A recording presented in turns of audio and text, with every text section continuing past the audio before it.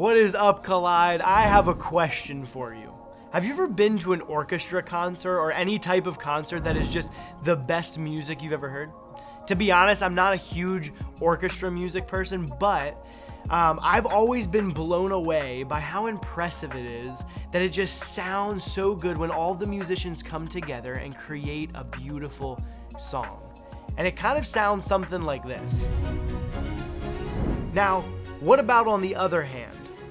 The other side of things, have you ever listened to an orchestra or somebody maybe playing an instrument for the very first time and it just sounded terrible? You're sitting there and all of a sudden you realize how bad it is, and maybe it sounds a little bit like this. Oh no. Man, that was just terrible. So let me ask you something else. When you hear a terrible orchestra, do you blame the person who wrote the song? Like, what if it was Beethoven, right? Beethoven's known for his beautiful music.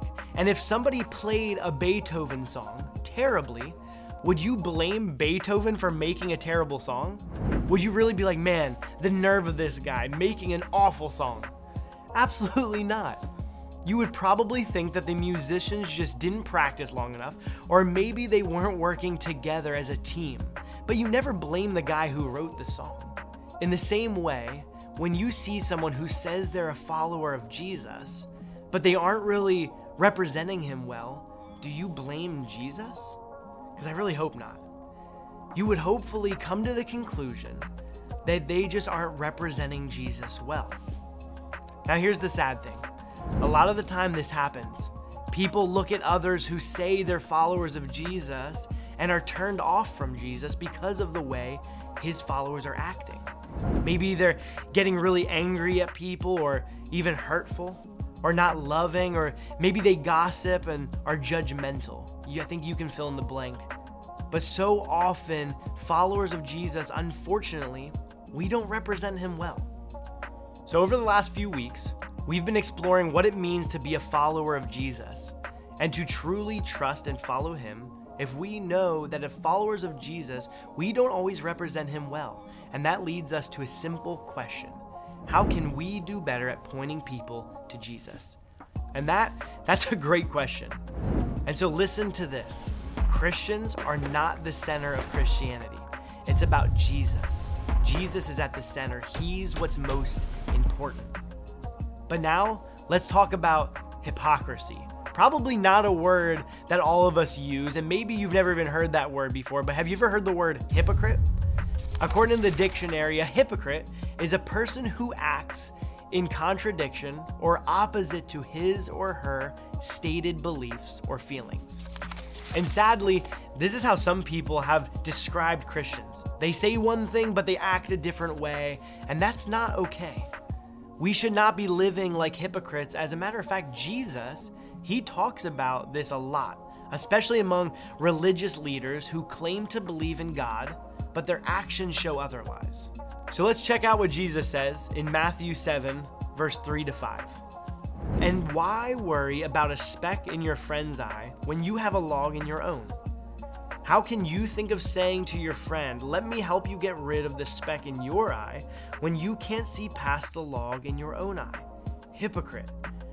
First get rid of the log in your own eye, then you will see well enough to deal with the speck in your friend's eye. So we won't dive too deeply into this today, but the key message here is Jesus is saying that we need to examine our own lives before we're too quickly to jump into what other people are doing in their life. Jesus is saying that we cannot be too quick to focus on the little things that are happening in someone else's life and completely miss an area in our own life that needs to be worked on. Jesus knows that we do this very often, and this is what Jesus is warning us against. He uses a kind of funny way to illustrate this to show how crazy it is to judge other people before looking at our own problems. When we look at someone else to see what they're doing right or wrong, we can't really see them well enough to judge them because we haven't taken a look at our own life.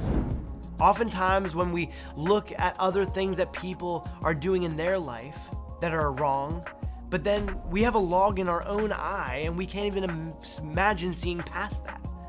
It's kind of a funny picture when you think about a log sticking out of your eye while you're trying to call somebody else out for something that they're doing wrong.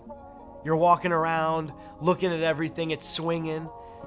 And here's the thing, that log is sin. And you and I, it's getting in our way.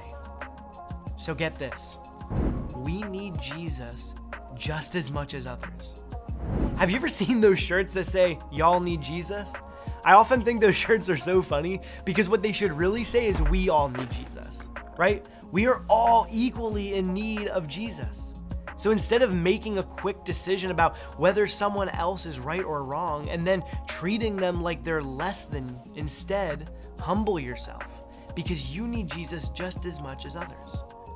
For those of you who've made the decision to follow Jesus, let's take this warning seriously and not slip into being a hypocrite. When we receive forgiveness from Jesus, we need to be careful not to look down on others, but let's make sure that we examine our own lives first.